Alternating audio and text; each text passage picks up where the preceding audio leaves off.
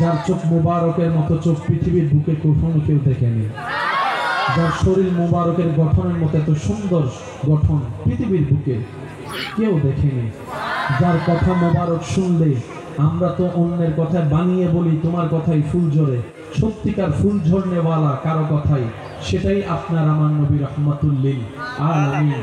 আওয়াজ মোবারকটা না বেশি ছোট ছিল, না বেশি বড় ছিল, না বেশি নরম ছিল, না বেশি কর্কশ ছিল, যার কানে যেভাবে শুনলে ভালো লাগবে ঠিক নবী রাহমাতুল লিল আলামিনের জবান থেকে সেই সুরে, সেই আওয়াজে, সেই শব্দগুলাই বের হতো, যেই শব্দগুলা শুনলে সামনের জনের হৃদয় শীতল হয়ে যেত। সুবহানাল্লাহ। আলামিন দেখতে কেমন ছিলেন? যারা কাছ থেকে দেখেছে তারা বলে নবী রাহমাতুল লিল আলামিনের মতো আমার জীবনে এই চোখে আমি কাউকে দেখিনি। যারা দূর থেকে দেখেছে, দেখার জন্য বারবার তাকাইয়ে থাকার জন্য পাগল হয়ে গিয়েছে। জিবরাইল আলাইহিস সালাম বলে আল্লাহ তাআলা আমি জিবরাইলকে সুযোগ দিয়েছেন, অনুমতি দিয়েছেন।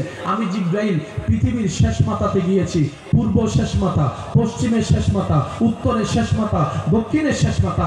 আমি জিবরাইলকে আল্লাহ দয়া করেছেন, আমি প্রথম আসমান দেখেছি, দ্বিতীয় আসমান দেখেছি, সুবহানাল্লাহ বলতে থাকি। তৃতীয়, চতুর্থ, পঞ্চম, ষষ্ঠ আমি জিবরাইলের দেখা হয়েছে।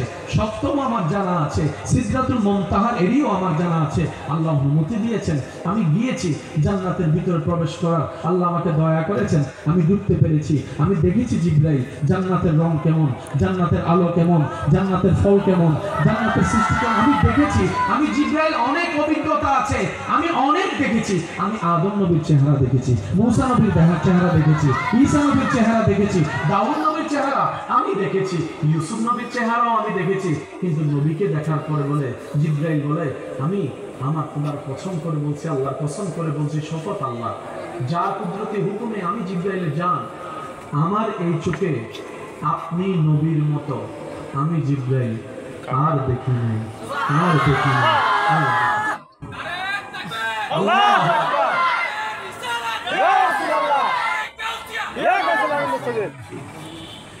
जिसका कोई सानी नहीं वो नबी हमारा है। नबीर उम्मत যারা আছেন প্রাণ খুলে বলেন जिसका कोई सानी नहीं वो नबी हमारा है। मुस्तफा की अज़मत का मदीना किनारा है। उच्च आवाज একবার বলেন মারহাবা, মারহাবা। যারা যারা জিন্দা আছেন এটা রাস্তায় করে একবার বলছে মারহাবা, মারহাবা। আওয়াজের হতা না মত দিলে তাহলে আওয়াজ লাগি গেল। স্যার একবার বল মারহাবা, মারহাবা। আমাদের mohabbat কবুল করুন, আমিন। আব্বার করে বলি সবার কাছে, ইসলাম জানার চাইতে বেশি দরকার ইসলাম বোঝা। কেন আমরা একটাবার ভাবলাম না রমজানের রোজায় আল্লাহ পাক আপনাকে আমাকে উপবাস কেন রাখতে দিলেন? হজে কি কারণে কাপড়টা পরতে হয় যেটা সারা সিলাই ছাড়া? নিজে কামালাম, আবার বছরে একবার যাকাত দেওয়া লাগে কেন দরকার? আল্লাহ তো যাকাত পাচ্ছেই না, যাকাত তো পাচ্ছে বান্দারা। মনে রাখবেন প্রথম কথাই বলেছিলাম আল্লাহ তাআলার প্রত্যেকটা কাজে হিকমত আছে। সুবহানাল্লাহ জোরে বলুন সুবহানাল্লাহ। আল্লাহ তাআলা প্রত্যেকটা কাজে কি আছে? হিকমত আছে, হিকমত আছে। আল্লাহ আমাদের নবীকে বানালেন সবার আগে। আমি বলবো না, আপনারা বলেন আল্লাহ পাক আমাদের নবীকে বানালেন সবার আগে। পাঠানোর সময় সিদ্ধান্ত আল্লাহ নিয়েছেন যে পাঠাবো সবার শেষে। মাঝখানে কিন্তু শুধু 2-3 জন আসেনি, 1 লক্ষর অধিক। এখনো পর্যন্ত বিজ্ঞান শনাক্ত করতে পারেনি এই পৃথিবীর আসল বয়স কত। এখনো পর্যন্ত পারেনি। আনুমানিক বয়স বলতেছে বিলিয়ন ট্রিলিয়ন বছর হয়েছে। মওলা গো পাঠাবাই যদি শেষে, বানালা কেন তবে আগে? সুবহানাল্লাহ। এতটুকু তো জানি তোমার প্রত্যেকটা কাজে কোনো না কোনো হিকমত আছে। সুবহানাল্লাহ, সুবহানাল্লাহ জোরে বলি সুবহানাল্লাহ।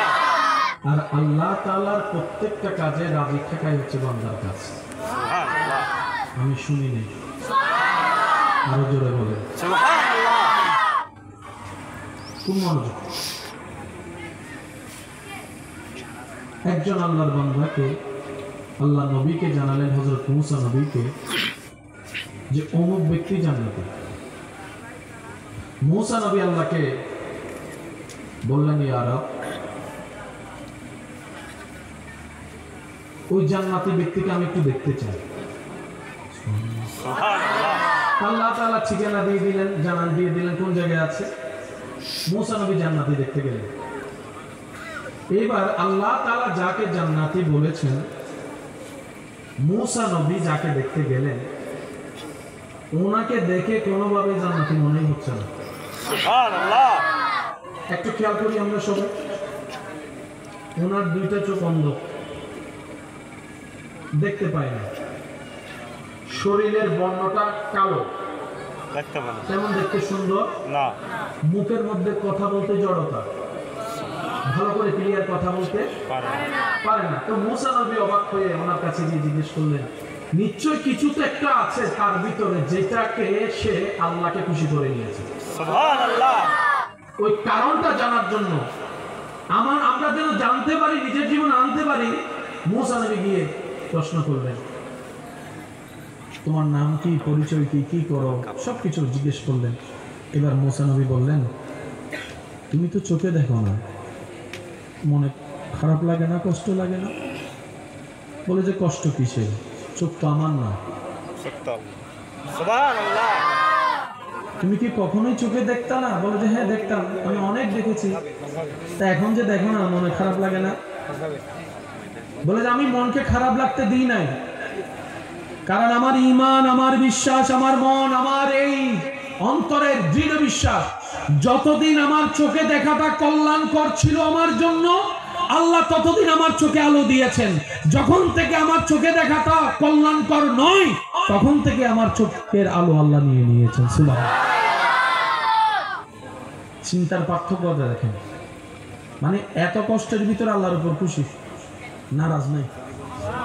মূসা নবী বললেন যে তুমি যে জড়তা, কথা বলতে ক্লিয়ার না, কষ্ট হয়, এটা নিয়ে তোমার বিরক্ত লাগে না? অনেক সময় দেখবেন যারা থুতলায় কথা বলে তাদের একটু মেজাজ গরম থাকে বেশি।